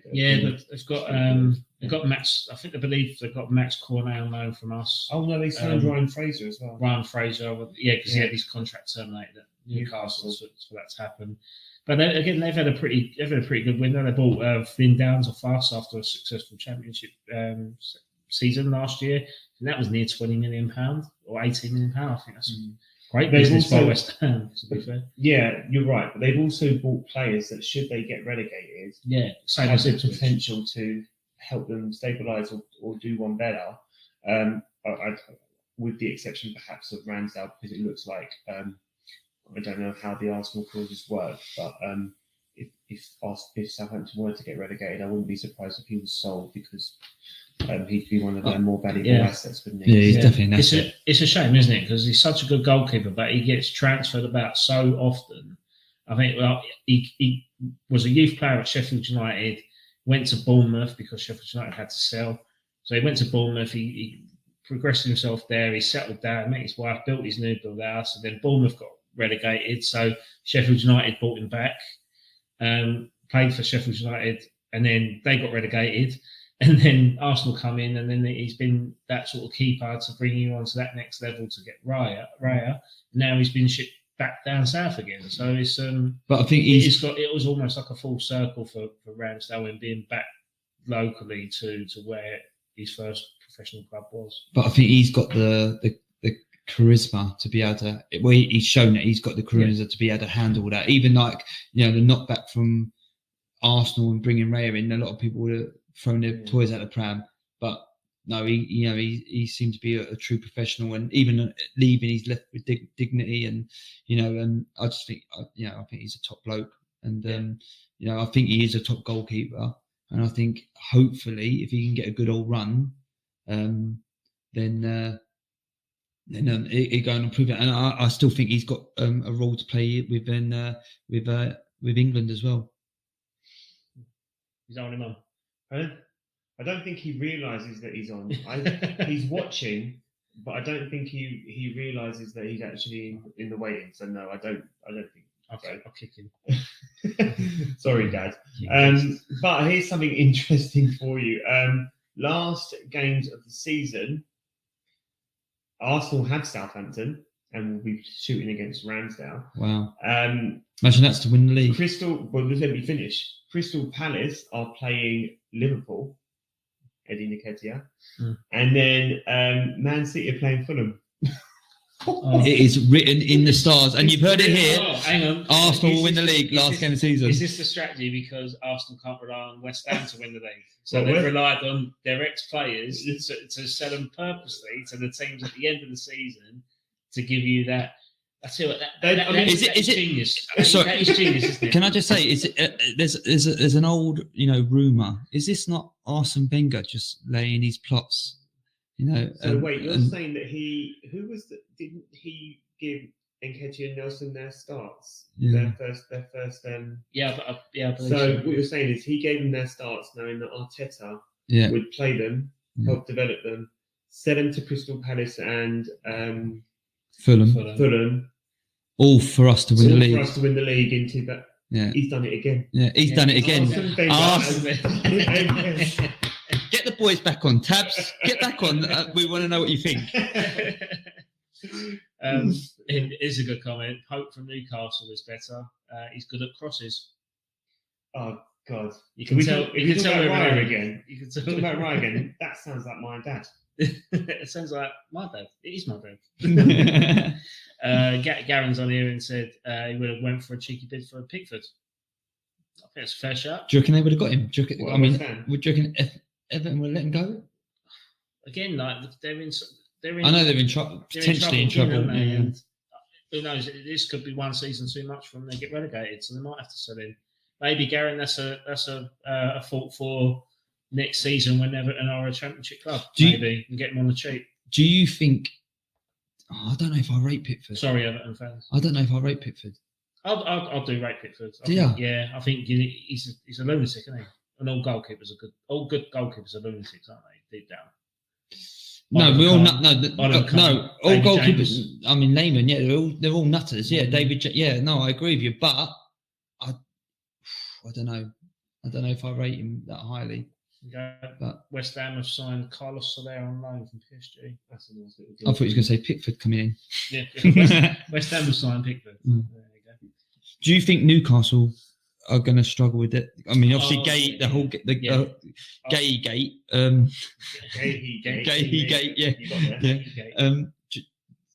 Are they in a position now? I'll tell you what. Can I jump in on that? Actually, I predicted that Newcastle would go on this year, and actually now I have some concerns because I also predicted them to win a trophy this year. But I also said in that first podcast that if things don't go well, Howe could be one of the first managers to really struggle with their job. And I think there has to be concerns there. I know that Tonali has just started playing football again. Yeah. I mean, that's like a new signing, and he looked good. I hate the cliche, but you're right. He did look good. I do have some concerns though because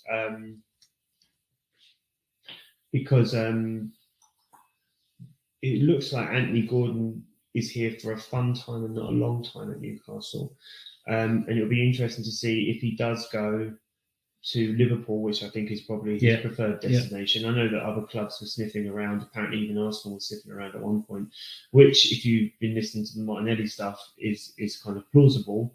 But I think Liverpool is his ultimate end game destination, isn't it? Yeah.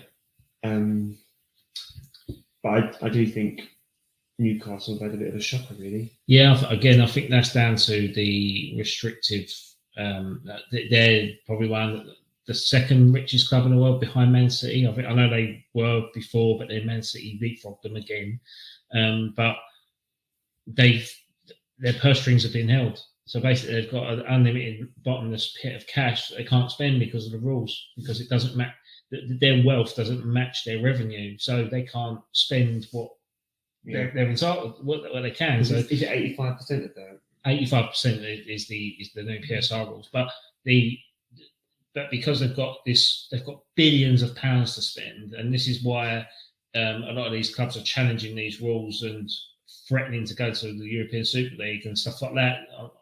I'm not going to bring this back up because we spoke about it last night, but those sort of restrictions for them to compete with Man City financially is the reason why the Premier League's going in the sort of wrong direction in terms of that. Because all we're going to do is everything's just going to be inflated, and then the market's just going to crash because you're going to buy someone like Mikel Antonio for £40 million because everything's gone up, and this just to get a homegrown quota, and I think that's just the wrong way of the Premier League's going to go. But these rules are there for a reason, not to prevent the progress of Newcastle, but to prevent the hyperinflation of the market. I mean, we're already seeing that with the English tax on English players, haven't we? So, yeah, you finished there now, guys? Good. Weren't you getting a Spurs stand on there? No, they bottled it. Spurs. Funny enough. Proper Spursy. No. Yeah, they're supposed to come on, but they bottled it. They do that all the time. Gave you the platform, guys. Gave you the platform, and you threw it away. But no, thanks a lot, and thanks everyone for joining and listening, and those that are going to watch the stream back. I'll say thanks for tapping in, and hopefully we'll see you soon. And keep listening to our podcast on Spotify, Amazon, YouTube, Apple, you name it, it's on there. So thanks a lot, guys, and we'll see you soon. Take care. Night.